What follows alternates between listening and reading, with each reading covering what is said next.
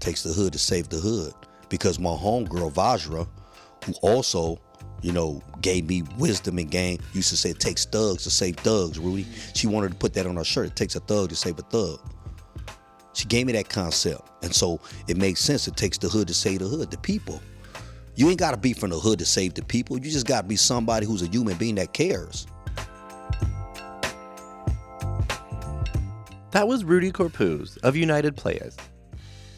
I'm Jeff, and this is Storied San Francisco, a podcast all about the artists, activists, and small businesses that make this city unique.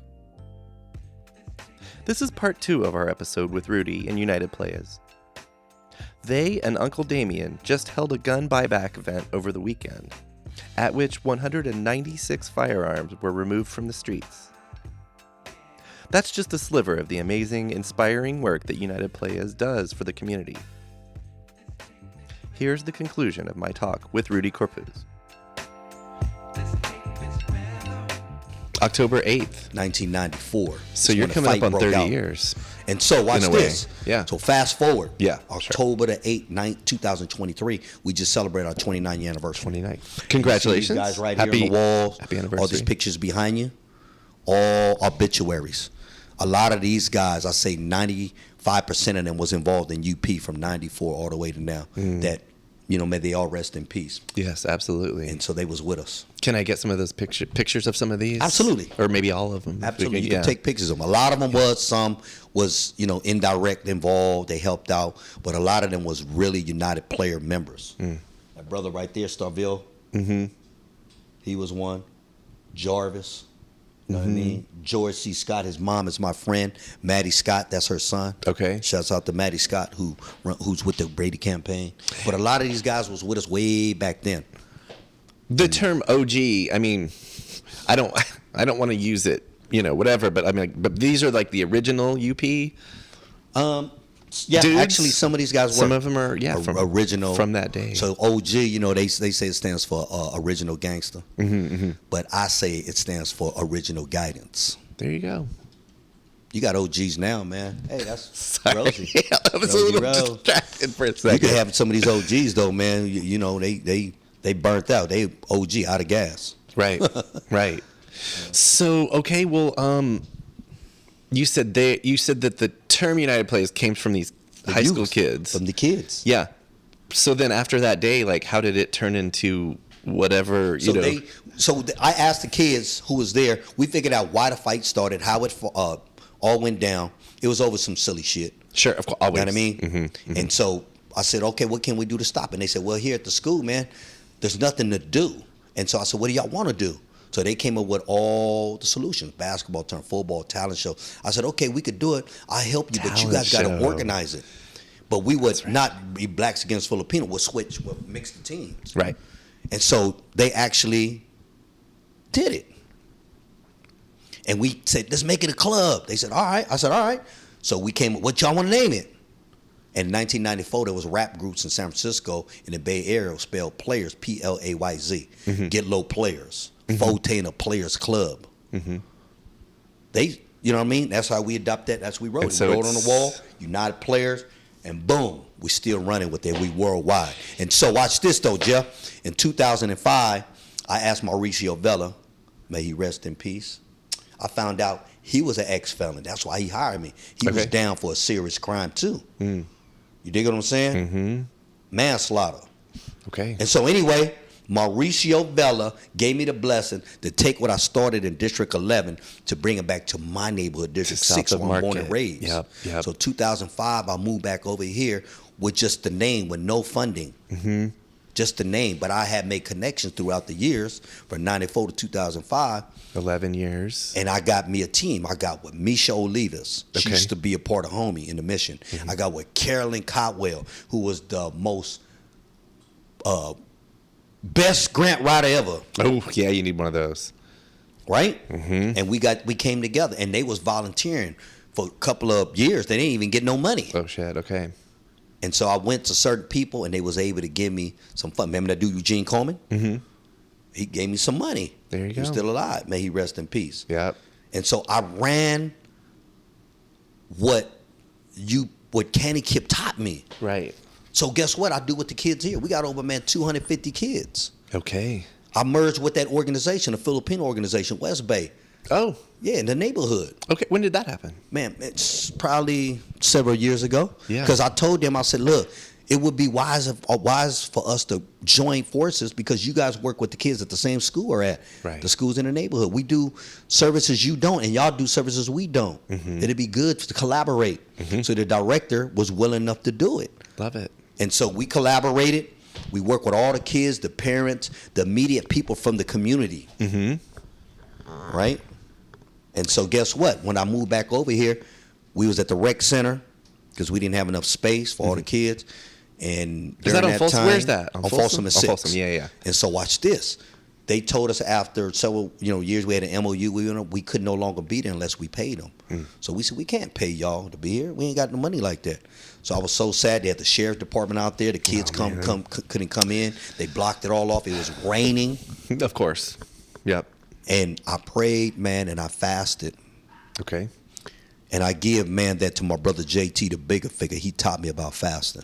So, and I'll share that story with him when I see him. But thank God, and shouts out to JT, the bigger figure, for Filmo, right? Gave me one of the best gifts in my life. Okay. For the record. And so anyway, God was able to bless us to get this building here. This one you're sitting in. This is our building. Yeah. Clubhouse. So not only we moved in, right, 2005, 6. Oh, no, 2008 and 9. Okay. Because 2005 we got here. We was at the rec center. We had a little office down on Tehama. But we moved in here 2008, 2009. Okay. We found the spot. Right? 2015, we was able to buy it. Yes. I mean, I was going to ask you what it was like to find the spot. I would like to hear that, but also, what was it like? Man, I prayed, brother, and I used to draw when I'll be at meetings. Everybody's meeting, but I'll be drawing. And I used to draw, man, with the building I would like to look like. And I promise you, and I put this on God, the building I used to draw on the paper is exactly this building. That's where we are. Straight up. If I could find those drawings I had in meetings, I'd be sitting there while people are all talking about stopping a bond, and I'd be drawing a picture like I used to do in school. I love it. And it was the building that we're in now.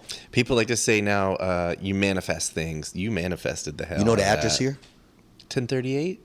That's my Playaz Club in the heart of Soma. Okay. Like, yeah, you know what I mean? So, and guess what my ID number is? 1038. 1038. Boom. Who came up with "It Takes the Hood to Save the Hood"? Who came up with that? So it was. What's the story there? So the story is, I went to New Orleans during Katrina, and we have a New York chapter, right? Mm-hmm. We have a chapter in the Bronx, South Bronx. Okay. That was originated by Julio Soro, right? Mm-hmm.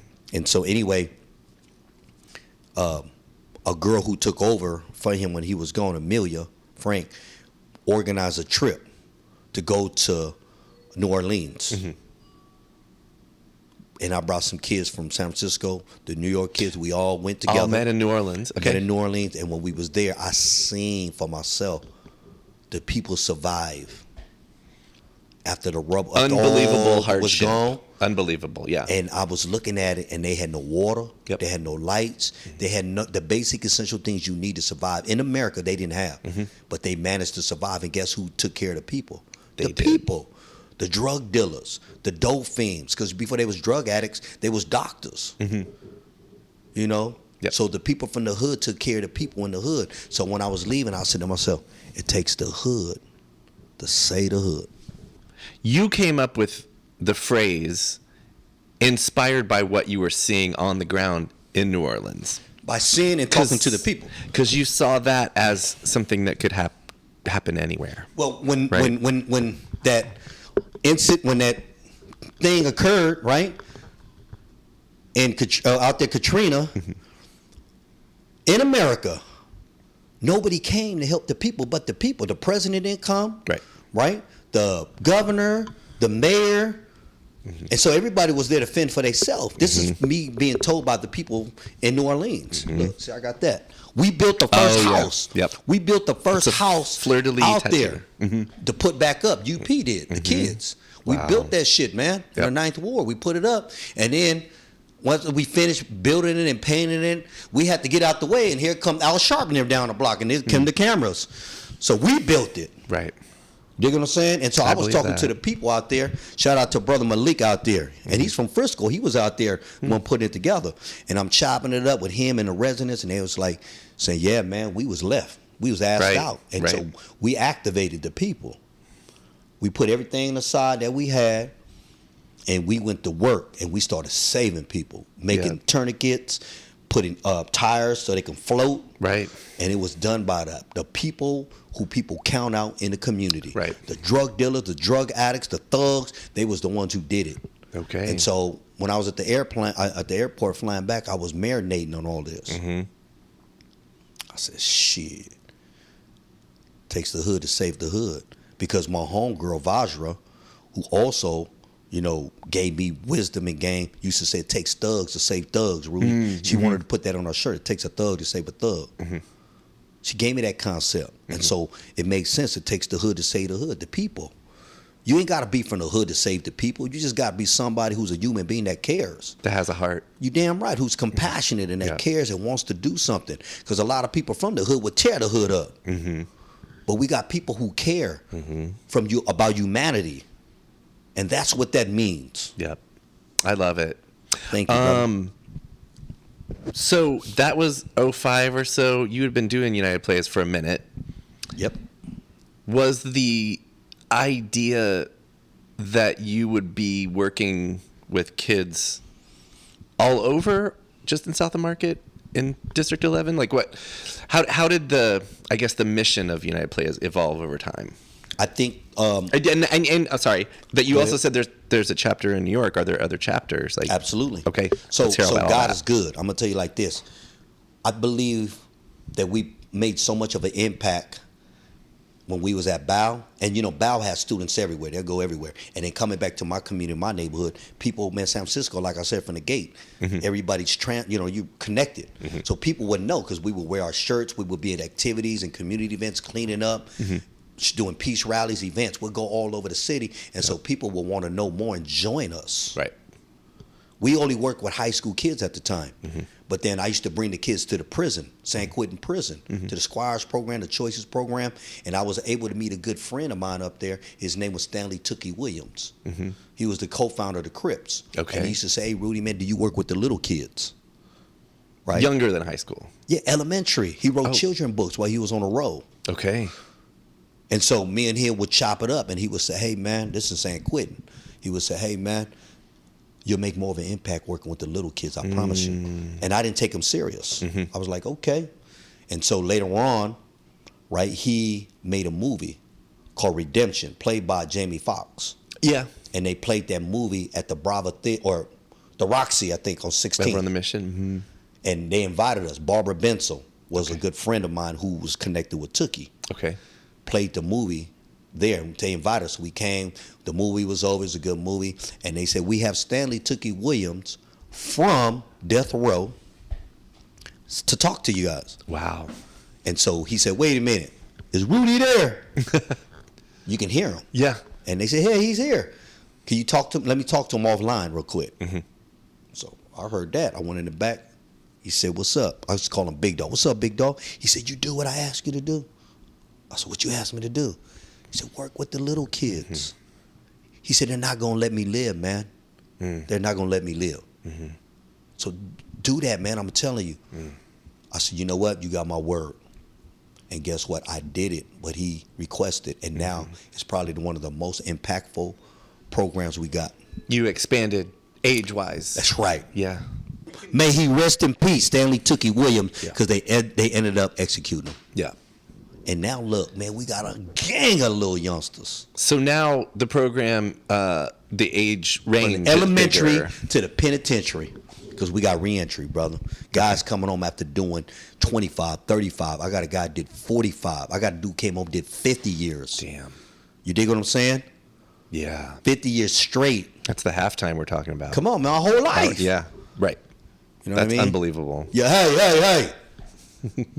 And so I am so thankful that God has blessed me to be in the lives of all these folks, because now a lot of the dudes who have came home after doing life sentences are the ones working with the elementary school kids. So now we're in the elementary schools. We're in middle schools. We're in high schools. We're in prisons. We're on the streets. And this neighborhood that I grew up in has changed throughout the years. You know, a lot of tech people moving, a lot of developers. Yeah. And I'm very blessed that I was able to hold them accountable and build relationships with them because I'm a native. Right. And so, you know, the rec center that we ran our program out of, this December, they're going to shut it down and they're going to renovate it. Okay. And it's going to be a state-of-the-art rec center. Are you involved in that? Absolutely, man. Nice. Shoot, it's my neighborhood. Right on. And I made sure we got funding for that from the offsets of these developments being built in my neighborhood. Right. That, housing for our people, right? Funding to bring mental health services to the elementary schools, the middle schools. Love it. Right? And we build real, authentic relationships because a lot of these developer people that did come, they wanted to help out. They just didn't trust a lot of people. But some of them were good people, and there's some who are assholes. Sure. But I built relationships with the ones who are authentically want to help build and stabilize our community. You found and the who you ones could who work wasn't, with. Yeah. we got rid of their ass. Yep. What can you tell us? Because I went to 2 of the 3 Undiscovereds this season, and also just the good folks at Soma Pilipinas. What can you tell us about that festival? And because, like I said, I went, but it hasn't been on the real podcast shit, homie. yet. You know what? So I'm a part of Soma Filipino. I'm from Soma and I'm Filipino, Right. and I run a nonprofit that helps the people out. But a lot of people who are there during the celebration, those were a lot of the people who actually was trying to stop that project. Yeah, but I don't think they know that's what I was fighting for. See, I'm from 94103. You dig what I'm saying? And I was there to build that bridge, to help that park be built, to get that building, to help put money into our community to stabilize schools, rec centers, and nonprofits, and housing. Right. For our people. That was the offset. We got 40%, right, from negotiating with them. But there was organizations that didn't want it. But guess what? The people from them organizations was at that party over there kicking it. That's rich. You know what I mean? Yeah. So if you was against it, why you over there kicking with it? Right. But, you know, let it be what it be. Well, it's a celebration. What I saw was beautiful. Both times I went. It was amazing. That's the vision I had. Like, I had chills that day, and I'm getting chills now talking about it. Just all the performance, all the beauty, all the people selling their stuff, like things that people make, and what your whole That's what thing I fought for. I fought to make sure that can happen. Keeping it in the hood. Yeah, not only that, because a lot of hood people I feel like need to be there more, right? But for that vision to happen, that Filipinos could come down here, we could celebrate our victories and our wins. Hell yeah. And have our culture continue to be acknowledged. Because what I told you from the gate, this is a 120-year history of Filipinos. Yep. We will never leave. And I'm not going to let them let us leave. Because we have foundations now that we're putting flags in. Yes. West Bay, they just bought their building around the corner. Just bought it. Lovely. That building's twice as big as this. I just got another one. I bought a building, 1044, for the kids in the community and re-entry that we will be opening, man, in 2024. We got street signs now. We got parks. I saw your street We got housing. That's the part we need to work on now more is housing. How do we prioritize our Filipino families in the 94103? But a lot of them don't want to be here. They want to leave because it's dangerous in this neighborhood. This neighborhood got dangerous. You know what I mean? You got a lot of mentally ill. You got a lot of homeless. You got a lot of drugs. You got a lot of fentanyl. You got all kind of crazy stuff. So a lot of people, man, are like, they ain't trying to stay. They trying to get on. And I don't blame them. And so my job now is to make this neighborhood safe. Because regardless if you have housing, you have businesses, you got residents, you have schools, if you don't have safety, ain't none of it gonna thrive. Right. Guess what we did today? What'd you do today? We cut the ribbon, man, with the mayor around the corner to open 3 of them hotels. Oh. The ones that was occupied by, I guess, the houseless, right? Population, and they went up in there and they was letting them stay up in there rent free, so they would be off the street, and they tore them hotels up. gave them an opportunity to have a roof over their head and a foundation on their feet, and guess what they did? They fucked them hotels up. So y'all everything to the socket. Y'all went in and cleaned it up. The community was fighting, man, for years, man, to make sure we get this back to a thriving community, because that neighborhood got saturated, man, with drug dealers and drug users and mentally ill, and everybody who would walk, that was children, women, or elders, man, could not walk alone. Hell no, we was being terrorized in our own neighborhood. And so we want to help that population out, right? The drug, we want to help them. We don't want, I know what it feels like to sell drugs. I don't want to be a drug dealer forever. You end up in prison, right? You don't want to get the homeless to be on the street. You want them to get housing, right? You want them to mentally heal, to get the services that they need. But there's some people who do not even want it. Right.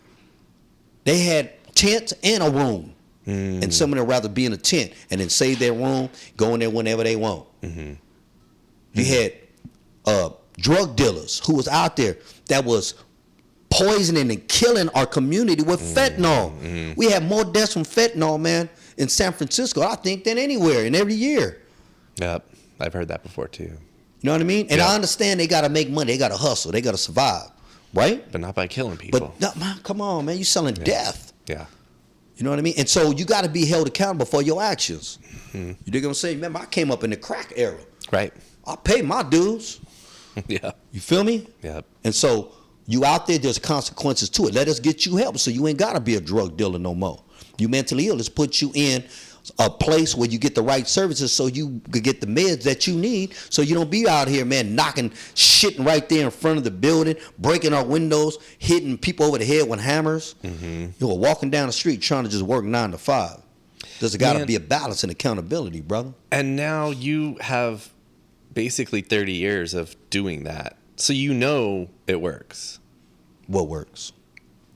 Connecting with people and helping 100%. people and lifting them up. 100%. Yeah. You have, healers need healing too, brother. Hurt people, but heal people.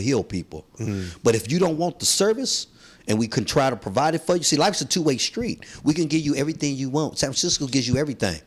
But there's so much that's being given, guess what? People don't even want it. You got probably the most fattest homeless people on the street. The laziest homeless people on the streets. When you got opportunities everywhere, right? Yeah. You got paraphernalia, and you got drugs being brought to you right there. Right. You got tents being brought to you. You got all the essential things you need for you to survive. And then guess what? You can't even go nowhere if the police come and tell you to move. So, where's the balance in all this, though? Right. You got drug dealers complaining about drug dealers. You got homeless people complaining about other homeless people. Because they got taken advantage of. You know what I mean? And everybody wants to point the finger at the mayor. Nah, man. These are laws that was put in place by the people. But now the mayor got to clean that shit up. Yeah. You know what I mean? Rudy, you talked a little bit a few minutes ago. You talked a little bit about the future of United Playaz and what you want to do. I want to end, if this is okay with you, because we are running up against your deadline. Ooh, we show is. Every year on our show, every season, and we're in our 6th season now, we have a theme. And our theme, we're just getting started with season 6. Our theme this season is We're All In It. I want you to riff on that. So, you want me to elaborate on that, you're saying? What does that mean to you? We are all in it. Maddie Scott taught me we are all in it to win it. And when we say winning it, it means to have a community that's thriving and that is safe and that is unified. Nobody wants to live and walk in fear, man. Everybody wants to be honored and respected, right? And we have a city, San Francisco, I told you, is the best city on this planet. I've been everywhere on this earth. We have what it takes. We are, man, creators, initiators. It starts right here, bruh, in San Francisco. Like I said earlier, if you can make it in New York, you can make it anywhere. If you can make it and survive in San Francisco, you could change the whole world with their love of San Francisco, the heart. San Francisco is love, man. We got so much compassion, bruh.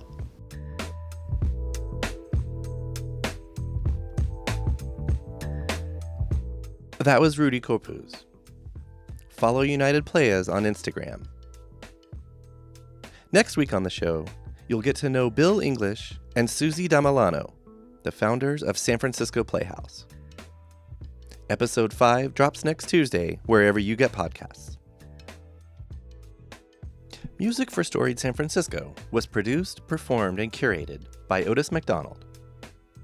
Aaron Lim of Bitch Talk Podcast is our contributing producer. And the show is produced and hosted by me, Jeff Hunt. Now in our 6th season, we have more than 200 episodes available on our website, storiedsf.com, or wherever you listen to podcasts. If you're able to, please rate and review the show, and drop us a line at storiedsf@gmail.com. Thanks for listening. Keep rejecting those silly doom loop narratives about our city. Stay wacky, weird, healthy, and creative. And we'll see you next time on Storied San Francisco.